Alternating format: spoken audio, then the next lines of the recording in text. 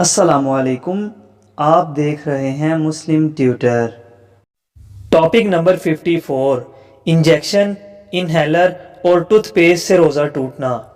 اس video میں ہم یہ جانیں گے کہ کیا انجیکشن لگوانے سے روزہ ٹوٹ جاتا ہے، اور کیا خون دینے اور لینے سے بھی روزہ ٹوٹ جاتا ہے، اور کیا بیمار آدمی روزے میں انہیلر استعمال کر سکتا ہے، اور کیا روزے کی حالت میں ٹوتھ پیسٹ کر سکتے ہیں، اور اس کے ساتھ ساتھ اگر روزہ ٹوٹ جائے تو اس کا فدیہ اور کفارہ کیا ہوگا۔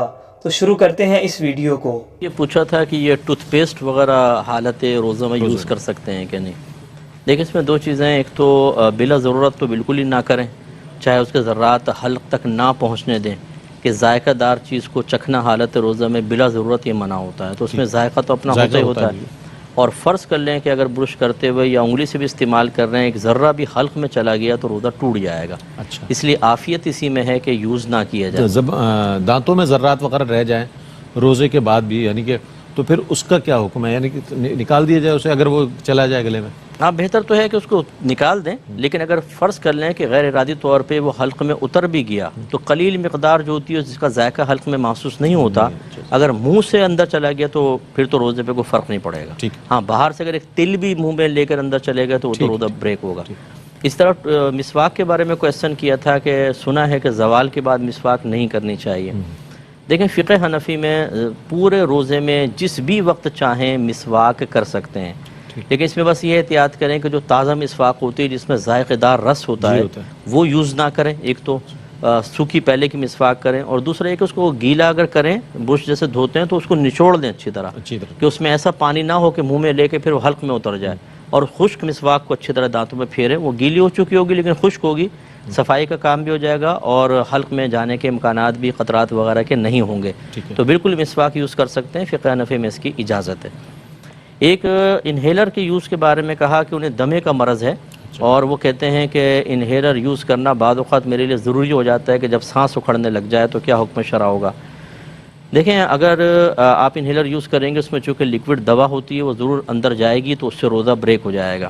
بس فرق یہ ہوتا ہے کہ چونکہ آپ کے ساتھ حاجت ہے تو آپ گناہ گار نہیں ہوں گے، عذر ہے کیونکہ گناہ گار نہیں ہوں گے، لیکن بہرحال روزہ ٹوٹنے کا حکم ہوگا، بعد میں آپ کو قضا کرنی ہوگی۔ تو اس لیے اگر ایسا پاسبل ہو کہ سحری کے ٹائم لے لیں، افطار کے ٹائم لیں، رات میں یوز کر لیں، دن میں گزار سکتے ہو تو بہت اچھا، لیکن روزہ رکھیں۔ اگر فرض کر لیں کہ ایسی کیفیت بنتی ہے تو فوراً اپنا وہ یوز کر کے اپنا صحت بھی بن جائے گی، ہو سکتا ہے یوز کرنے کی نوبت نہ آئے تو روزہ پورا ہو جائے گا، اور اگر ضرورت پڑ گئی تو پھر بعد میں ایک قضا کر لیجیے۔ اچھا صاحب، یہ کرونا کا چونکہ یہ سارا خوف و ہراس ہے تو اس میں لوگ یہ کر رہے ہیں کہ ذرا سا اگر ناک میں کچھ سوزش محسوس ہو یا حلق میں تو لوگ اسٹیم لیتے ہیں، تو کیا حالت روزہ میں اسٹیم لی جا سکتی ہے؟ کیا کل بھی اس کا سوال آیا تھا کہ یہ اسٹیم میں بھی چونکہ لیکوڈ آپ کے اندر پہنچ جاتا ہے، چاہے آپ ناک سے لیں، اور بعض تو کہتے ہیں کہ منہ سے بھاپ لیں تاکہ زیادہ تیزی کے ساتھ اندر تک وہ پہنچے اور وہ مرے اگر جراثیم ہے تو بہرحال چونکہ بھاپ ایک باقاعدہ لیکوڈ ہوتا ہے اس لیے آپ کا چہرہ گیلا ہو جاتا ہے اس سے، تو اس لیے بہرحال اس کو یوز کریں گے تو روزہ ٹوٹ جائے گا۔ کوشش یہ کیجیے وہی سحری سے ختم سے پہلے اچھی طرح اسٹیم لے لیں، پھر افطار کے بعد لیں۔ مفتی اکمل صاحب نے جتنے بھی مسائل ڈسکس کیے ہیں وہ آپ نے سنے۔ اب انجینئر محمد علی مرزا صاحب سے یہ پوچھتے ہیں کہ وہ کون سی چیزیں ہیں جن سے روزہ ٹوٹ جاتا ہے۔ سر یہ بتا دیں، روزے کی حالت میں انجیکشن لگوانا، چاہے وہ انٹرا مسکولر ہو یا وینس ہو، تو اس میں کوئی ہم تو دونوں کو غلط سمجھتے ہیں، کیونکہ صحیح بخاری میں 1938 نمبر حدیث کی ہیڈنگ میں ابن عباس کا قول امام بخاری لے کے ہیں کہ روزہ جسم میں چیز داخل کرنے سے ٹوٹ جائے گا، نکالنے سے نہیں ٹوٹے گا۔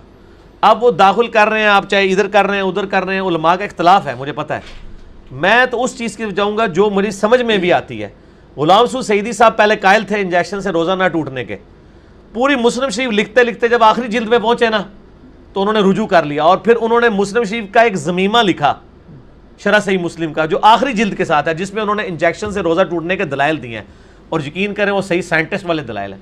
انہوں نے کہا اللہ کے بندو، آپ کہتے ہو کہ مسکولر کریں تو نہیں ٹوٹتا اور وین میں کریں تو ٹوٹ جاتا ہے، ڈائریکٹ میدے میں ٹپکائیں تو ٹوٹتا ہے۔ وہ کہتے ہیں الٹیمیٹلی جو آپ کھانا بھی کرتے ہیں وہ بھی میدے سے ہو کے آپ کے مسلز تک ہی پہنچتا ہے نا، وہ کان ایتھو پڑھو یا ایتھو پڑھو، الٹیمیٹلی تو ہی رزلٹ ہے نا۔ تو مریض کو ویسے ہی روزہ معاف ہے، چھوڑ دیں، آپ نے ضرور رکھوانا ہے۔ شوگر کے مریض ہوتے ہیں وہ کہتے ہیں یار یہ ادھر تک بات چلی گئی، وہ کہتے ہیں انسولین لگا لیں روزہ نہیں ٹوٹتا، کیونکہ شوگر کا مریض ہے۔ تو شوگر کے مریض پہ تو روزہ فرض ہی نہیں ہے بھائی، وہ مریض ہے، اور اگر وہ بعد میں شوگر تو اس کی ٹھیک نہیں ہونی ہے, وہ نہیں رکھ سکتا تو فدیہ دے دے. لیکن آپ شریعت کو ٹیلر میڈ تو نہ کریں. اس طرح کئی سانس کے مریض ہیں, انہیلر کا یوز کرتے ہیں, اس میں کچھ بعض لوگ گنجائش نکالتے ہیں, لیکن انہیلر کی گنجائش کے ساتھ سگریٹ کی گنجائش بھی پھر نکلنا شروع ہو جائے گی. ٹھیک ہے نا.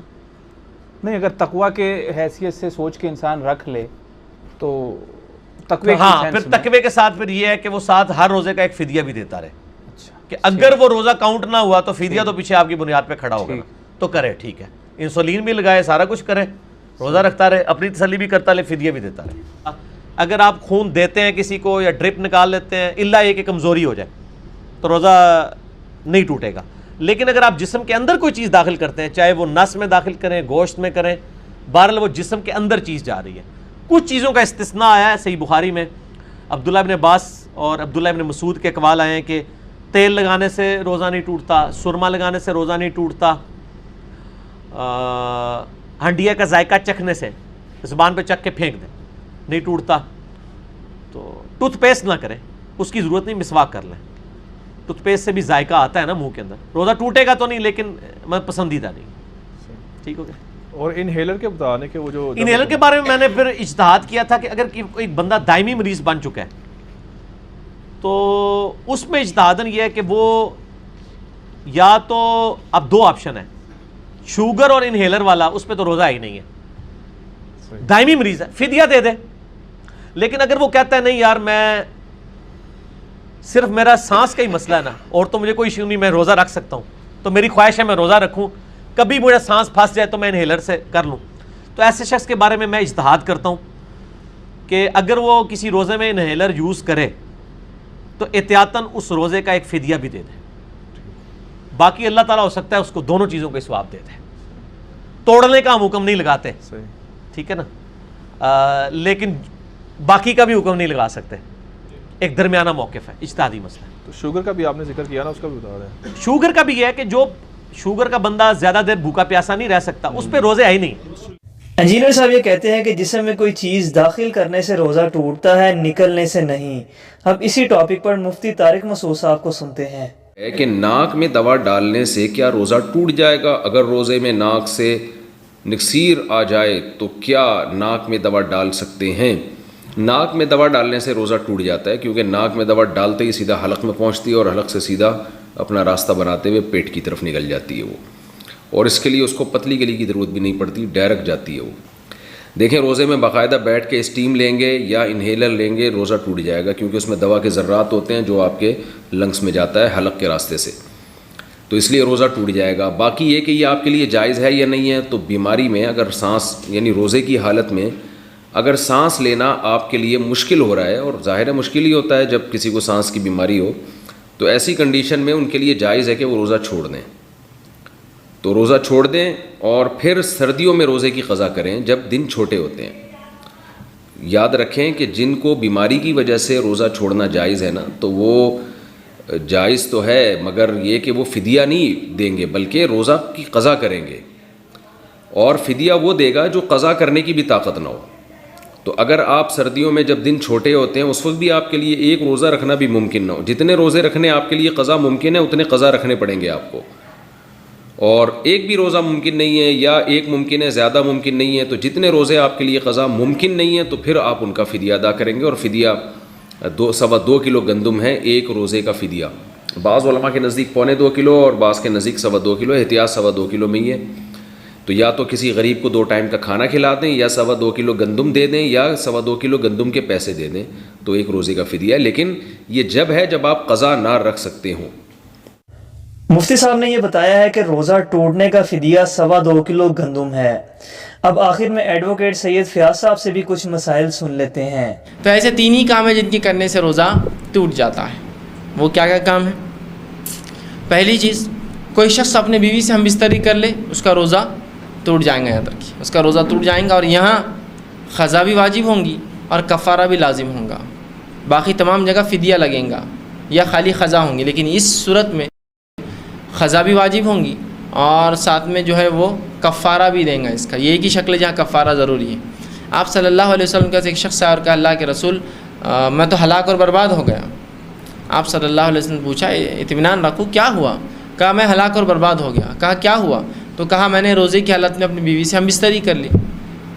تو اب اللہ کے رسول نے کہا ٹھیک ہے کوئی بات نہیں, اگر یہ غلطی تم سے ہو گئی تو کوئی مسئلہ نہیں, اب تم ایک کام کرو, ایک غلام آزاد کر دو. تو کہا اللہ کے رسول میں غلام کیسے آزاد کر سکتا ہوں, میں تو جو ہے بہت ایک غریب آدمی ہوں, میں غلام نہیں آزاد کر سکتا ہوں غربت کی وجہ سے. تو آپ صلی اللہ علیہ وسلم نے کہا اچھا غلام نہیں آزاد کر سکتے ہو تو پھر 60 دن کے روزے رکھو پیدر پہ, ایک کے بعد ایک. تو کہا اللہ کے رسول یہ بھی نہیں ہو سکتا مجھ سے, 60 دن کے روزے رکھوں گا تو مشکل ہے, کمزوری کے اعتبار سے, میرے کام کاج کے اعتبار سے میرے لیے محال ہے. وہ غریب انسان تھے کہ میں 60 دن کے روزے رکھوں. تو آپ صلی اللہ علیہ وسلم نے کہا کہ اچھا پھر 60 مسکینوں کو کھانا کھلاؤ. تو کہ اللہ کے رسول میں تو بہت غریب آدمی ہوں, خود کے کھانے کے میرے مسئلے ہیں, میں 60 مسکینوں کو کیسے کھانا کھلاؤں گا. تو کہا جو کچھ پھر تمہارے پاس ہو صدقہ کرو کچھ کھانے کا. تو کہا کچھ بھی نہیں. تو کہا بیٹھ جاؤ پھر. اب وہ بیٹھا رہا, ایک شخص آیا اور اللہ کے رسول سے کہا اللہ کے رسول یہ کھجور مجھے صدقہ کرنا ہے. تو کہا یہ اچھی بات ہے. آپ نے کہا وہ شخص کہاں ہے جو ابھی بیٹھا تھا جس کے پاس کچھ بھی نہیں تھا کفارے میں دینے کے لیے. تو کہا کہ اللہ کے رسول فلاں, وہ آیا, کہا اللہ کے رسول میں آیا ہوں. کہا کہ اب یہ کھجور لے کر جو ہے اپنے علاقے کے سب سے غریب لوگوں میں تقسیم کر دو, یہی تمہارا کفارہ, مطلب جو طاقت ہے وہ خرچ کر دو پھر آخر میں. تو اس نے کہا اللہ کے رسول سچ بتاؤں تو مجھ سے زیادہ غریب تو کوئی گھر ہی نہیں ہے میرے علاقے میں, مدینے کی بستی کا میں سب سے غریب آدمی ہوں. تو کہا جاؤ اب تم ہی کھا لو, اپنے بھی بچوں کو یہ دو, کیا کریں گے. اور اسی نے کھا لیا. اس حدیث سے یہ بھی پتہ چلتا ہے کہ دین اسلام کتنا آسان ہے, اس میں کوئی مشقت نہیں دیکھی, اس کے لیے آسانی دی گئی. لیکن اس ترتیب کو ہم کو فالو کرنا پڑے گا. ہم کو پہلے غلام آزاد کرنے والا عمل کرنا پڑے گا. غلامی چونکہ نہیں ہے تو چھوڑ دیجیے, 60 دن کے روزے کی کوشش کرنا پڑیں گی, دوسرا کفارہ. اگر یہ بھی نہ ہو سکے تب پھر تیسرا آپشن آئے گا 60 مسکینوں کو کھانا, اور یہ نہ کر سکے تب چوتھا آپشن آئے گا کہ جو کچھ اللہ نے دیا ہے اس میں سے کچھ آپ کھانے کی شکل میں لوگوں کو دیں. یہ لاسٹ اسٹیج. دوسری شکل جس میں روزہ ٹوٹ جاتا ہے وہ یہ ہے جان بوجھ کے خے کرنے سے روزہ ٹوٹ جاتا ہے, خود بخود خے آنے سے روزہ نہیں ٹوٹتا, یہ بات یاد رکھیے. تیسرا کوئی شخص حیض اور نفاس, کوئی خاتون کو حیض اور نفاس آ جائے تو بھی اس کا روزہ ٹوٹ جاتا ہے. بس یہ 3 ہی شکلیں ہیں روزے کی ٹوٹنے کی. اس ویڈیو میں کہی جانے والی تمام باتوں میں سے آپ اور اس بات سے اختلاف رائے کر سکتے ہیں جو قرآن و سنت سے ٹکراتی ہو. ویڈیو پسند آنے کی صورت میں لائک کریں اور ہمارے چینل مسلم ٹیوٹر کو فالو یا سبسکرائب کر کے بیل آئیکن ضرور دبائیں. اللہ تعالیٰ آپ پر اپنی رحمت فرمائے.